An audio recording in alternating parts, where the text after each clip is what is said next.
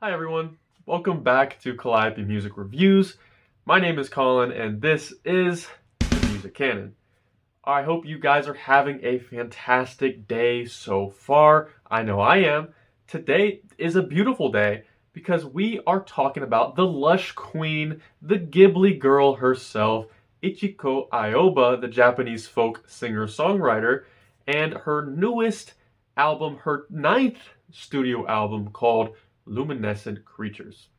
So, if you're not familiar with Ichiko Aoba, then allow me to introduce you to one of the most inventive and immersive artists to come out of the contemporary folk scene in the last decade. Beginning with her 2010 debut album, Kamisora Atome, Ichiko has consistently wowed Japanese and Western audiences alike through her serene and dreamlike folk atmospheres.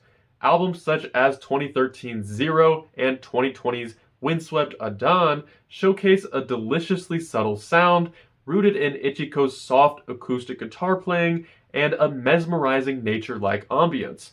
Inspired by her mentor, fellow Japanese artist Omni Yamada, as well as the fantastical stories of Disney and Studio Ghibli, Ichiko once again strikes that balance between outlandish fantasy and intimate solace on this new record, Luminescent Creatures. The sound here can be described as just complete serenity.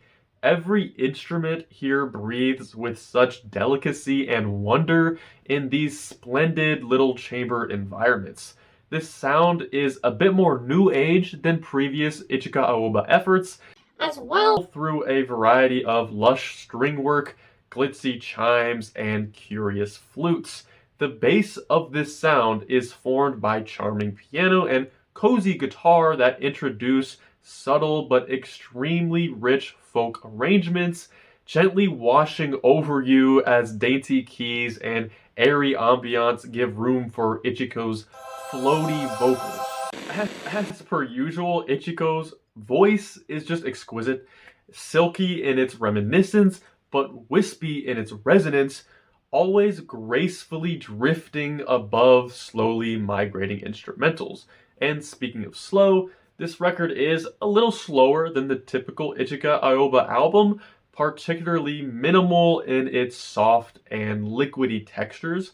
It is a transient sound that just in 35 minutes in length actually ends up breezing by despite these more tempered tempos. Record really feels like a curious journey across a vibrant grass landscape, exploring all the little nooks and crannies of a smooth flowing creek and the bird's nest atop a gently swaying cherry blossom tree. It's not the most vibrant sound the 35-year-old has produced thus far in her 15-year career, but a consistent tenderness gives the album an especially intimate and tranquil feel, never rushed or overblown in its cadence. Now, I must say, I do think the album could benefit from some more involved and upbeat progressions. Its brisk length helps a bit, but the monofixation of the instruments becomes more apparent as the record progresses, especially considering Ichiko has been playing with largely the same set of sounds for quite some time now.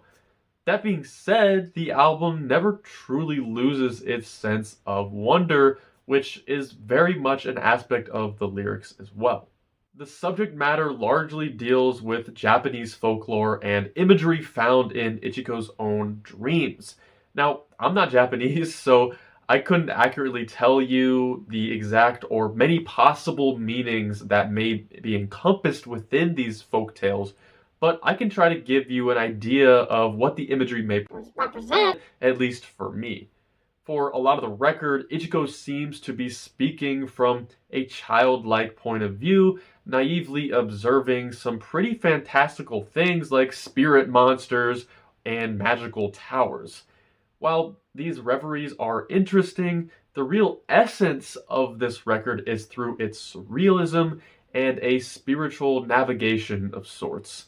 The fourth track, Tower, plays on memory, beckoning to an unnamed source of love and purpose. Then the sixth track, Flag, tells a story of growth and reflection, where a flag can be symbolized as a check mark for important moments and emotions in one's life. The final song, as well as a few others, traverse a central theme of moving on, using the imagery of a sailboat among the stars, physically leaving the narrator behind, but simultaneously connecting them to a new life or form of consciousness, even.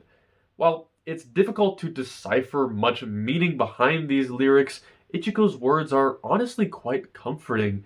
The surrealism can be a little uncanny, but it ultimately complements the music perfectly, really forming this neat little dreamscape of isolated ponderance. It's certainly not a project that will instantly jump out at you through elaborate songwriting or flashy production, but Luminescent Creatures is an album that is still rooted in a sense of awe and genuine inspiration.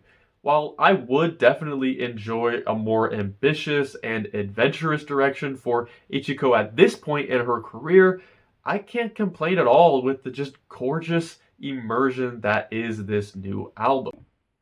So, in the end, for Ichiko Aoba's Luminescent Creatures, I'm feeling a pretty damn good score of a 7.5 out of 10.